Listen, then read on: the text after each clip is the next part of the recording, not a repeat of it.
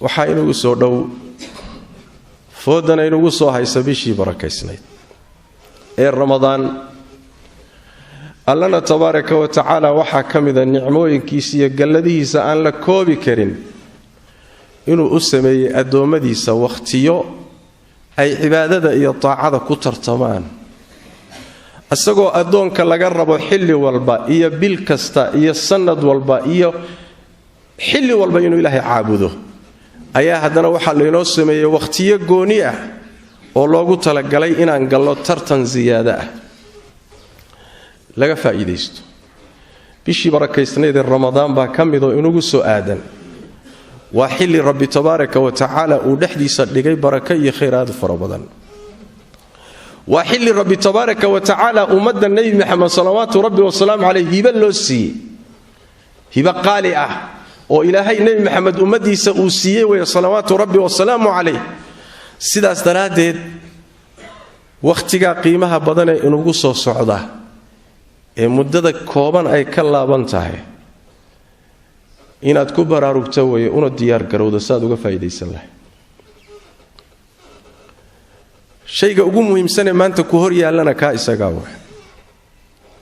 naftaada ma ah ganacsigaagana ma ah xoolahaagana ma ah shayga ugu muhiimsan ee maanta miiska ku saarani waa Ramadaan seed uga faa'iideysataa wax dhowr qodob aan tilmaano oo loo baahan yahay intayna bishu soo galin inaynu meel saarno qodobka koobaad iyo tilaabada koobaad waxay tahay inaynu ogaano qiimaha iyo qadarka ay leedahay bishani leedahay jaaniskani intuu leeyahay iyo qiimaha iyo qadarka uu leeyahay inaga mudan yahay inaynu ogaano waa laga marmaan laana kolba shaygu sida uu kuugu qiimaysan yahay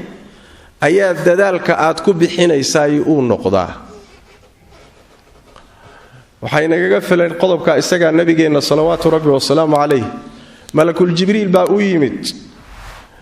markaasuu wuxuu ku yidhi ha fogaado oo naxariista Ilaahay ha ka durko ha laga durkiyo ruux Ramadaan u soo galay oo Ramadaan dhamaado korkiisa ku dhamaaday asagoon loo dambi dhaafin wax loogu dambi dhaafo Muuse la iibaanin soonkii bisha salaadihii sadaqadii umradii quraan akhriskii cibaadaadkii dambi dhaafka laga helayay kamuusan faa'iideysanin meelahaas uu taagtaagnaayo waqtigiisa ku lumiyay jaaniskii baa dhaafay Ilaahay agtiisa muxuu ku leeyahay waa dayro way kaas Ilaahay waa dayri waa nin la fogeeyay sababtuna maxay tahay rabbi tabaaraka wa tacaala hadduu nicmo ku gudoonsiyo ku siiyo oo nicmadiisa ka shukrin waydo oo siday tahay aad u gudoomi waydo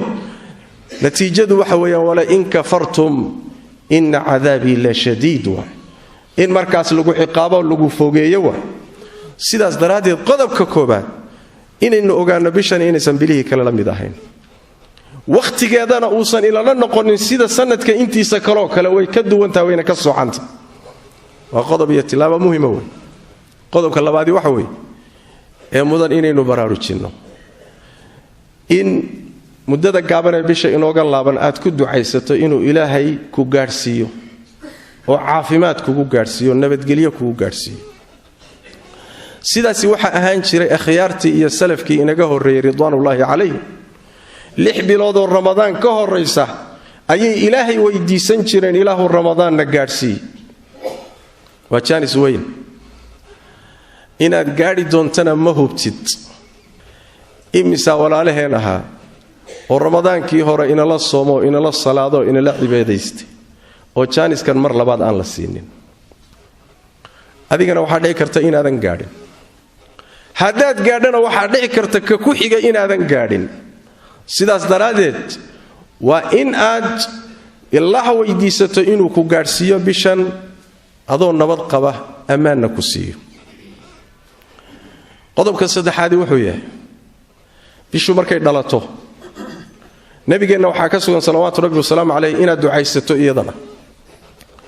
oo wuxuu ku ducaysan jiray nabigeena sallallahu alayhi wasallam ducadan sheegnay Allahu akbar allahuma ahillahu calayna biاlamni waaliimaan ilaahu bisha noogu dhali iimaan iyo ammaan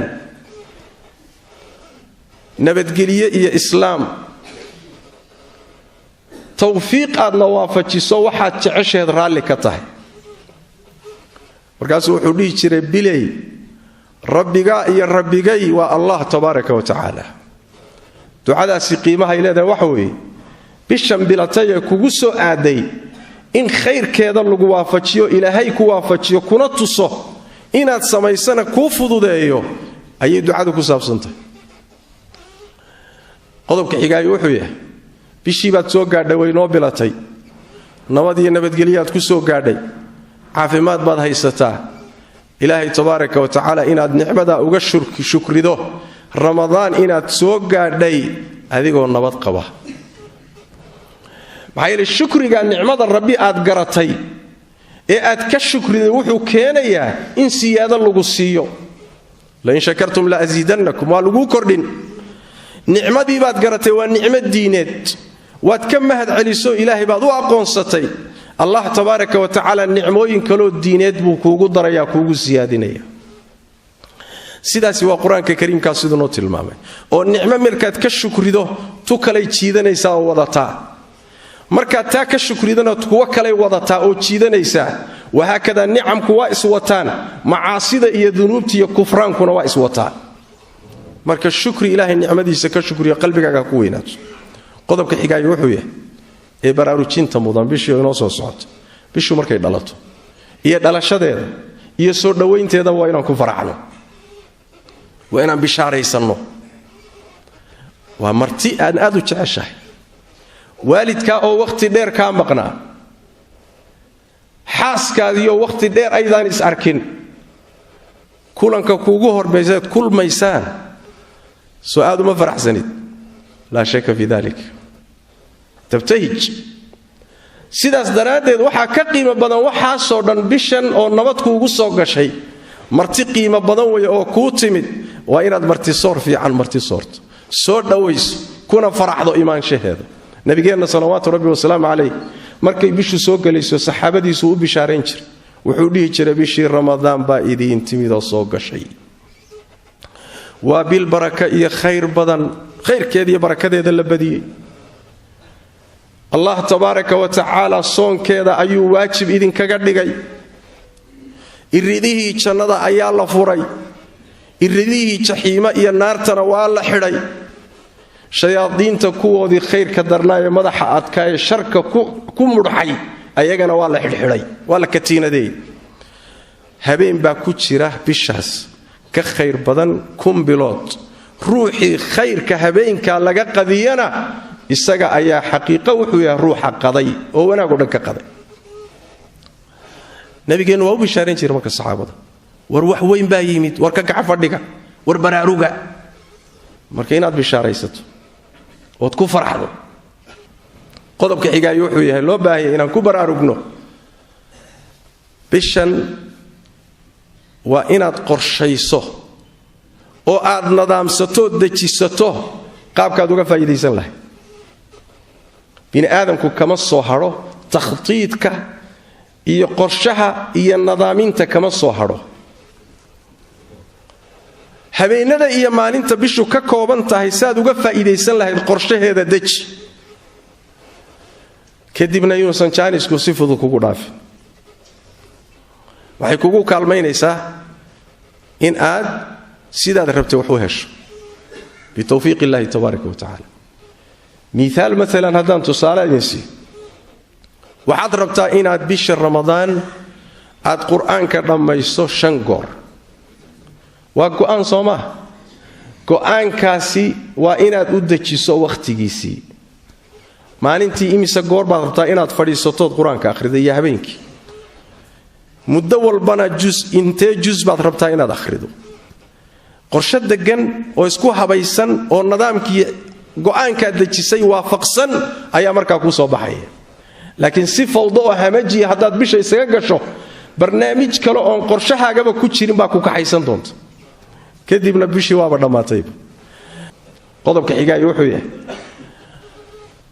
go'aan qalbigaaga ah iyo doonitaan dhab ah qalbigaaga ha laga arko allah tus tabaaraka wa tacaala qalbigaagana ha ka arko inay go'aan ka tahay inaad bisha faa'iideysan rabto daaca inaad rabto aakhira inaad rabto inaad ridihiisa raadinayso go'aanka qalbigaaga ha lagu arko maxaa yeelay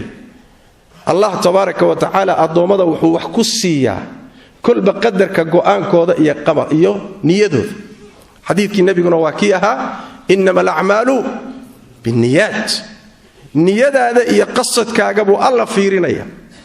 xadiidkii waa kii nabiga salawaatu rabbi wasalaamu calayh inna allaha la yanzuru ila suwarikum wala ila ajsamikum walakin yanzur ila qulubikum wa a'malikum allah meeshuu kaa fiirinayo waa qalbiga maxaa qalbigaaga ku jira haddaad rabto inaad waqtiga kaga baxdo laalaab kaga baxdo oo aad wareegaysato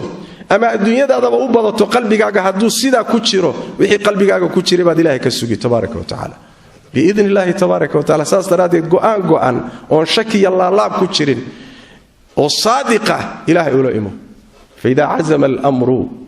falow sadaquu allaha lakaana khayran lahu man sadaqa allaha sadaqahu tabaaraka wa tacaala ruuxii ilaahay run kula dhaqma ilahay run buu kula dhaqma go'aan dhawa marka la imo qodobka xigaay wuxuu yahay bishii baa soo socota intaynan bishu gelin waxaa la rabaa inaan ku dadaallo sidii aynu u baran lahayn axkaamta bisha ku saabsan u fahmi lahayn see bisha looga faa'iidaystaa soonka iyo axkaamtiisa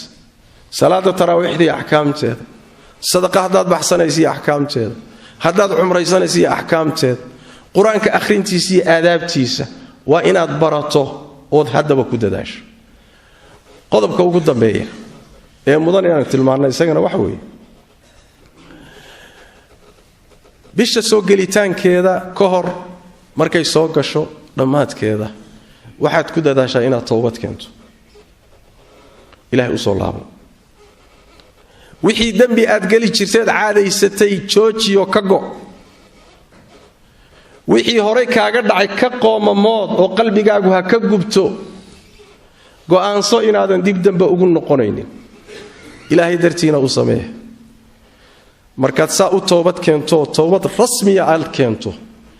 qalbigaaga wixii daxal fuushay mugdigii fuulay wasakhdii fuushay kulli waa la daahirinayaa qalbigii waa dhalaalayaa waa xoogaysanayaa socdaalka uu xagga rabbi ugu jiro ayuu wuxuu u helayaa awood u helayaa daacadii buu ku sabrayaa qur-aanka akhriskiisu ma dhibayo salaada intii la taagnaadaba waa taagnaanaya waa sabrayaa soonka iyo dhibkiisa waa ku sabrayaa laanna waa qalbi xoog badan oo iftiimaya waay iimaan xoog badan baa ku jira saas daraaddeed baa nabigeenu wuxu uhi salawaatu rabbi wasalaamu caleyh addoonka markuu dunuubta galo qalbigaa wasakhoobo daxal fuusha markuu soo laabto ka soo laabtana qalbigiisa waa la soofeeyaa waa la sifeeyaa waa la daahiriyaa soo ma aragti marka qalbiga daahiri saan soo sheegnayba meesha ilaahay kaala mucaamalonaya waa qalbiga haddaad aragto adoo caajisan cibaadadii kugu adag tahay jiitamayo cag jiidaaya rafaadsanoo cibaadaysan la aafadu xaggee ka socotaa qalbigaagay ka socotaa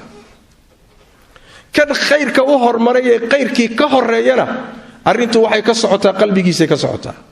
bacda tawfiiq illahi tabaaraka wa tacaala alaa wa ina fi ljasadi mudqa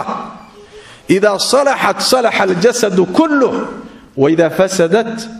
fasada aljasadu kulluh alaa wahiya alqalb marka qalbiga hagaaji